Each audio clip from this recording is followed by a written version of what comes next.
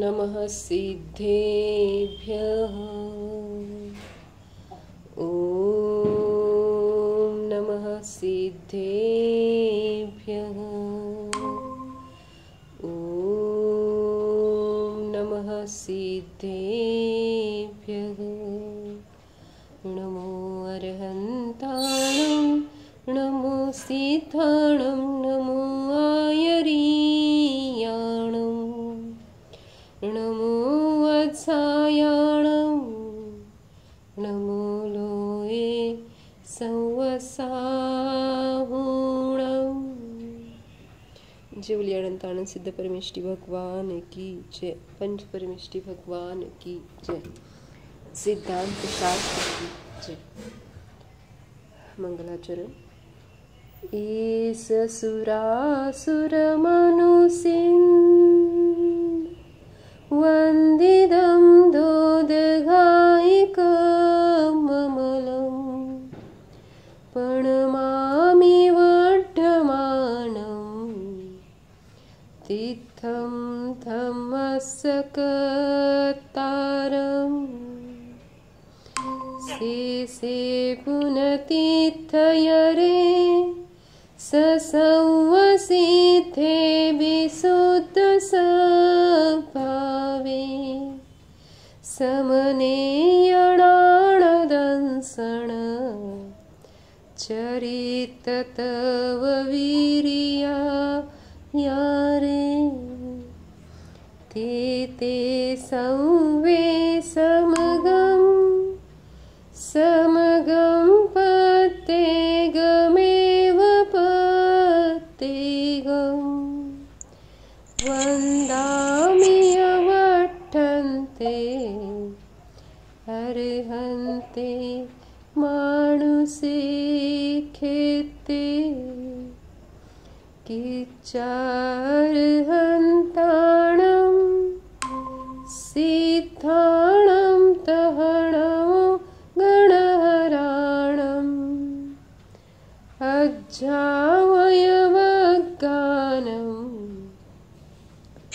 साहुनं चेदि संवेसिं तेसिं विशुद्धदंसण णाणपहाणा समं समासेच उपसंपयामि समं जत्तु निर्वाण संपत्ति।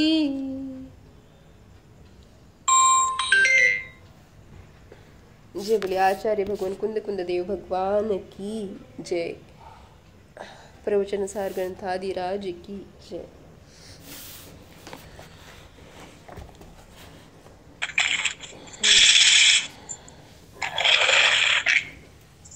सव्वीसावी गाथा घेत होतो आपण काल।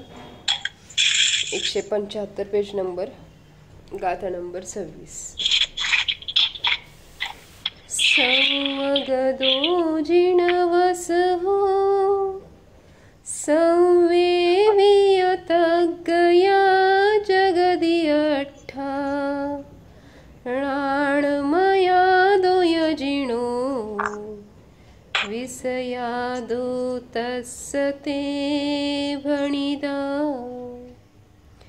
संवगदो जिनवसहो संवेवियतज्ञया जगदियट्ठा णाणमयादो यजिनो विषयादो तस्य ते वणिदा।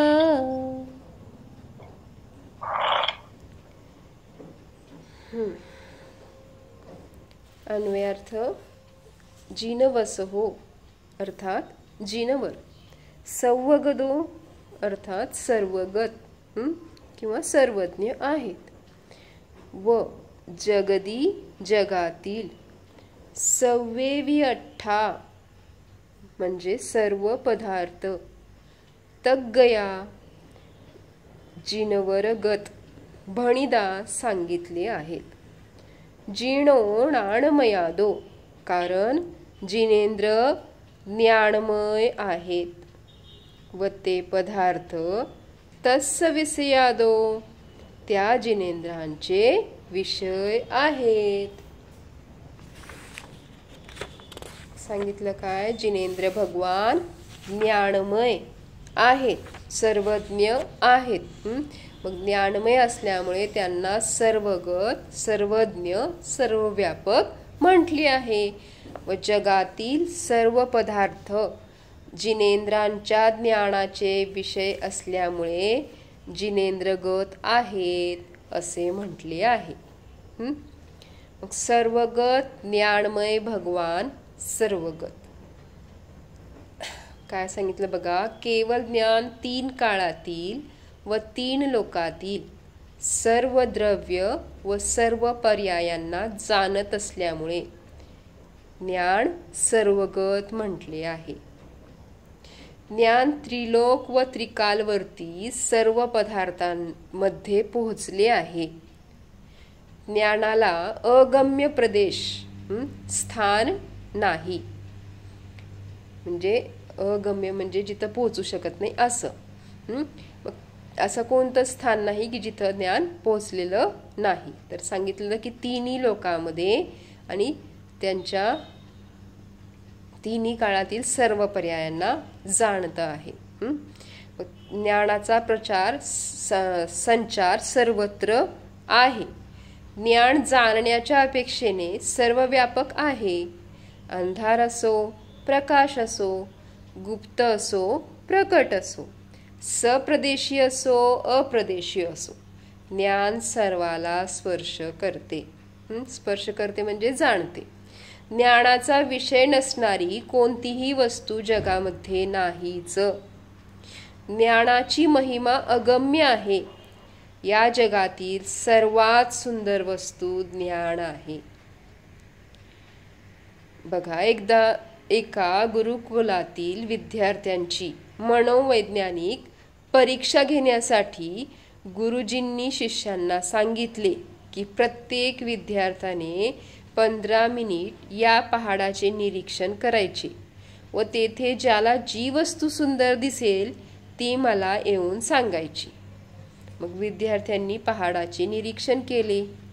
गुरुजींनी एकेका विद्यार्थ्याला उभा करून विचारले। एका विद्यार्थ्याने सांगितले, गुरुजी, लाल फुलांनी बहरलेले गुलमोहरचे झाड मला खूप सुंदर दिसले। दुसऱ्या विद्यार्थ्याने सांगितले, गुरुजी, पहाडावर अस्त होत असलेल्या सूर्याची लालिमा विलोभनीय होती। तर तिसऱ्या विद्यार्थ्याने पहाडावरील विशाल पाषाणाच्या सुंदरतेचे वर्णन केले। एका विद्यार्थ्याने पक्ष्याच्या मधुर आवाजाच्या सुंदरतेचे वर्णन केले। अशा प्रकारे अन्य सर्व विद्यार्थ्यांनी साहित्यिक भाषेमध्ये मनोहारी वर्णन केले। शेवटी एकच हुशार विद्यार्थी शिल्लक राहिला होता। गुरुजींनी त्याला विचारले, तेव्हा तो म्हणाला, गुरुजी, मला तर माझे ज्ञानच सर्वात सुंदर वाटले, कारण जर ज्ञानच नसते तर या सर्व वस्तूंच्या सुंदरतेची किंमत कशी कळली असती। मग सर्व वस्तूच्या सुंदरतेला जाणणारे ज्ञानच सर्वात सुंदर आहे। गुरुजी या विद्यार्थ्याचे उत्तर ऐकून खुश झाले। ज्ञानच नसते तर सर्व पदार्थ अज्ञातच राहिले असते। सर्व पदार्थ निर्मल ज्ञानाचे ज्ञेय होतात। ज्ञानाला सीमा नाही, असीम आहे ते। ज्ञान अमर्याद आहे। ज्ञानाचे काम जाणणे मात्र आहे। ज्ञान सर्व ज्ञेयाला जाणते, म्हणून ते सर्वव्यापक आहे। ज्या अर्थी ज्ञान सर्वव्यापक आहे त्या अर्थी ज्ञानमय भगवान सुद्धा सर्वव्यापक आहेत। प्रत्येक आत्म्यामध्ये सर्वज्ञत्व शक्ती आहे, तथापि येथे व्यक्ततेच्या अपेक्षेने केवळ ज्ञानी, अरिहंत व सिद्ध परमात्म्याला सर्वगत म्हटलेलं आहे। कारण काय सांगितलं, व्यक्ततेच्या अपेक्षेने अर्थात त्यांचं केवळ ज्ञान प्रकट झालेलं आहे। प्रत्येक आत्म्यामध्ये आहे सर्वज्ञत्व शक्ती, पण काय आहे, फक्त अरहंत आणि सिद्ध भगवंतांचं केवळ ज्ञान प्रकट रूपाने आहे आणि बाकी जीवांचं अप्रकट शक्ती रूपाने आहे. त्यांचा आत्मा ज्ञानाशी तन्मय आहे. अरहंत आणि सिद्धांचा आत्मा ज्ञानाशी तन्मय आहे. म्हणून जर ज्ञान सर्वगत आहे तर ज्ञानी आत्मा सुद्धा सर्वगत आहे. म्हणजे अरहंत सिद्ध परमात्म्याचा आत्मा देखील सर्वगतच आहे. म्हणजे भगवान सर्वगत आहेत हे सिद्ध झालं. पदार्थ सर्वज्ञगत. ज्याप्रमाणे जिनेंद्र भगवंतांना सर्वगत म्हटले त्याप्रमाणे सर्व ज्ञेय पदार्थांना जिनेंद्रगत म्हटले आहे. सर्व ज्ञेय पदार्थ जणू भगवंतांच्या आत्म्यामध्ये समावलेले आहेत अथवा घुसले आहेत, कारण केवलींच्या ज्ञानामध्ये सर्व ज्ञेयांचे आकार ज्ञानाकार रूप झाले आहेत. यद्यपि ज्ञेय पदार्थ भिन्न भिन्न आहेत, परंतु ते ज्ञानामध्ये आपापल्या स्वरूपाने ज्ञेयाकार रूपाने झळकतात. ज्याप्रमाणे आरशामध्ये पदार्थाचे प्रतिबिंब झळकते त्याप्रमाणे ज्ञानामध्ये सर्व पदार्थ प्रतिभासित होतात व ते पदार्थ ज्ञानामध्ये प्रविष्ट झाल्याप्रमाणे वाटतात. जसे ते पदार्थ ज्ञानामध्ये प्राप्त आहेत तसे ते आत्म्यामध्ये प्राप्त आहेत हे म्हणणे विषयाच्या अपेक्षेने समान आहे. ज्ञानाचे विषय म्हणजेच आत्म्याचे विषय. त्यामुळे पदार्थ सर्वज्ञगत किंवा जिनेंद्रगत म्हटले जातात. मग सांगितलं ज्ञान व ज्ञेयाची स्वतंत्रता कशी. ज्ञान अर्थगत आहे व पदार्थ ज्ञानगत आहे असे व्यवहाराने प्रतिपादन केले तरी निश्चयाने ज्ञान आपल्या स्वरूपापासून च्युत होऊन ज्ञेय रूप होत नाही व पदार्थ आपल्या स्वरूपाला सोडून ज्ञानरूप होत नाहीत. ज्ञानाचा स्वभाव आहे जाणणे, ते आपल्या प्रदेशामध्ये राहूनच पदार्थाला जाणते आणि ज्ञेयाचा स्वभाव आहे जाणले जाणे, ते आपल्या स्वरूपाला न सोडता ज्ञानामध्ये जाणले जाते. ज्याप्रमाणे आरशात मोर दिसतो परंतु मोर आरशात गेलेला नाही. मोर वेगळा आहे व आरसा वेगळा आहे. मोराच्या आकार रूपाने आरशाची स्वच्छता परिणमित झाली आहे.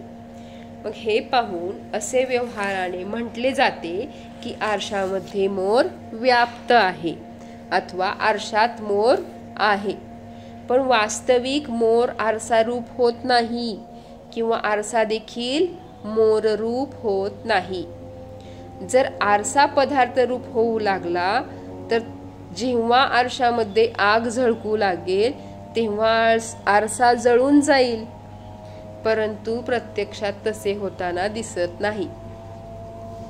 आरशामध्ये आग झळकली तरी आरसा गरम होत नाही किंवा अग्नी आरसारूप होत नाही, कारण अग्नी आरसारूप झाली तर आपला उष्ण स्वभाव सोडून थंड होऊन जाईल, पण तसेही होताना दिसत नाही. म्हणून आरसा आरसाच आहे आणि अग्नी अग्नीच आहे. आरसा आरसारूप राहूनच अग्नीला प्रतिबिंबित करतो, अग्नी अग्निरूप राहूनच आरशात झळकते. मग ह्याच दृष्टांताप्रमाणे केवळ ज्ञानी भगवान व त्यांचे ज्ञान आपल्याच प्रदेशामध्ये आहे. ते पदार्थांच्या जवळ जात नाहीत, पदार्थ त्यांच्या जवळ येत नाहीत.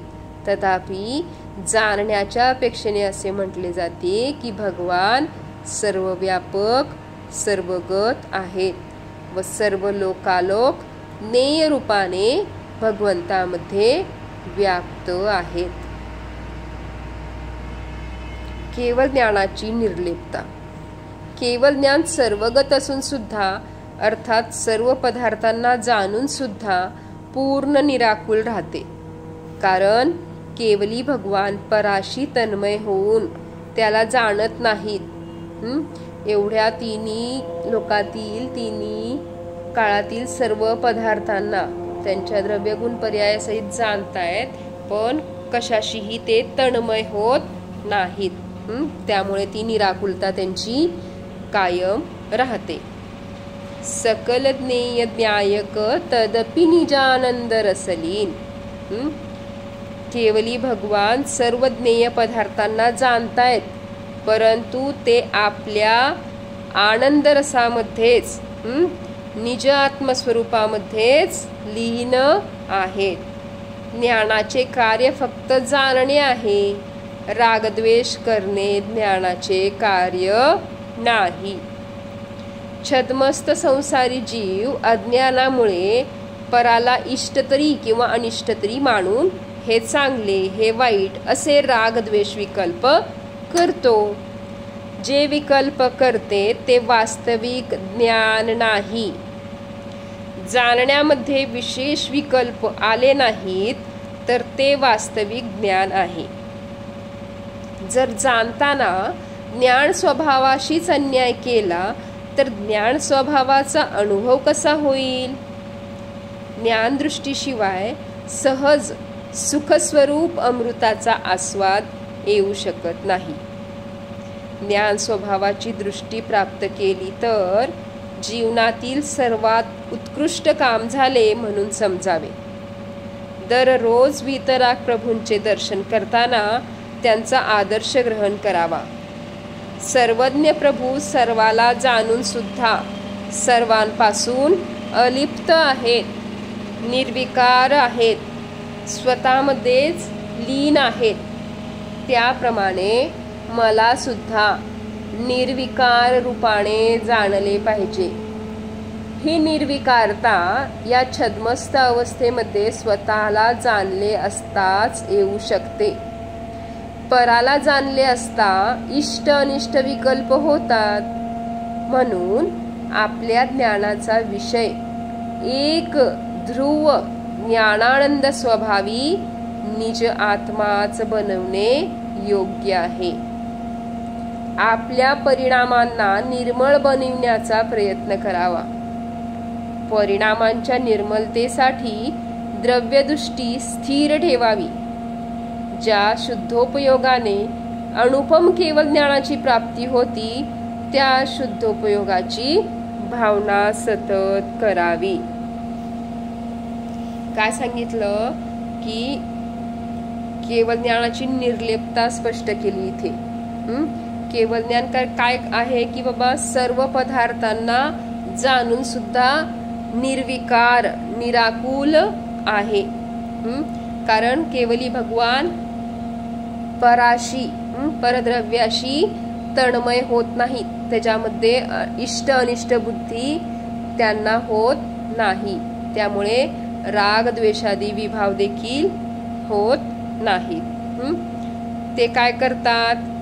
या अन्य पदार्थांना अर्थात ज्ञेय पदार्थांना जाणतात, परंतु स्वतःच्या निज आत्म स्वरूपामध्येच लीन राहतात। स्वतःच्या आनंद रसामध्येच लीन राहतात। मग काय सांगितलं की जर परद्रव्यामध्ये इष्ट अनिष्ट बुद्धी जर झाली तर काय होतं? रागद्वेष विकल्प होतो। मग आपण संसारी छद्मस्त जीव काय करतो? अज्ञानामुळे पराला इष्ट अनिष्ट मानतो आणि संकल्प विकल्प करत राहतो। निर्विकल्पता येऊ शकत नाही। तर सांगितलं जे सर्वज्ञ प्रभू आहेत ते सर्वाला जाणून सुद्धा सर्वापासून अलिप्त आहेत, निर्विकार आहेत, कारण ते स्वतःमध्येच लीन आहेत। तर मग मला सुद्धा काय केलं पाहिजे? अशाच तऱ्हेने संकल्प विकल्प रहित निर्विकल्प राहून निर्विकारपणे जाणले पाहिजे, निर्विकार रूपाने जाणले पाहिजे। आणि ही निर्विकारता कशी येणार आहे? स्वतःला जाणले असताना येऊ शकते. पराला जाणले असताना काय होतंय? इष्ट अनिष्ट विकल्प होत आहेत. म्हणून मग सांगितलं आपल्या ज्ञानाचा विषय काय असायला पाहिजे? एक ध्रुव ज्ञानानंद स्वभावी निज आत्माच असायला हवा. त्यामुळे काय होणार आहे? आपले परिणाम निर्मल होणार आहे. निर्विकारता येणार आहे.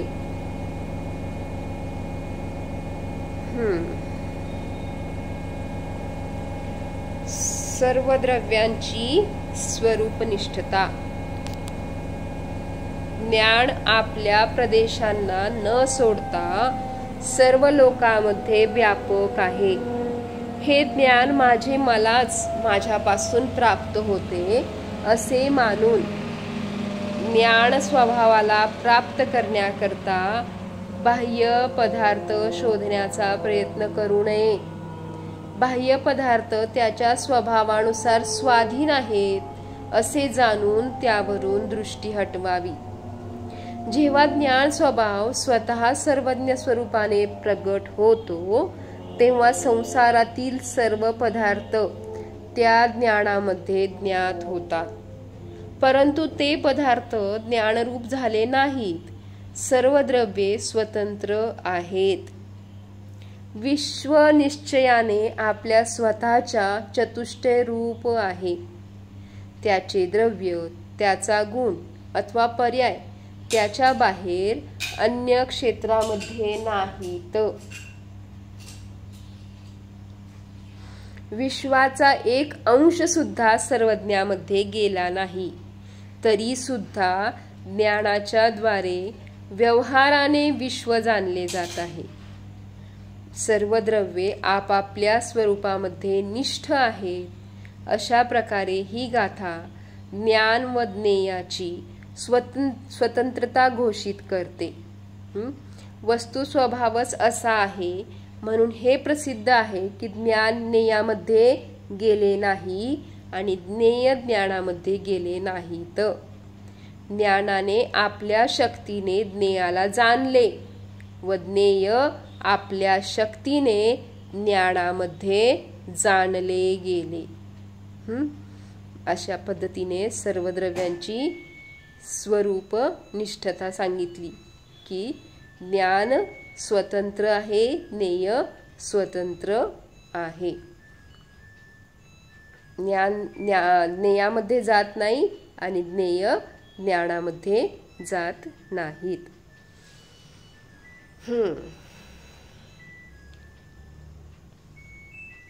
तर जाणा हा मी निर्विकार स्वरूप आत्माच आहे.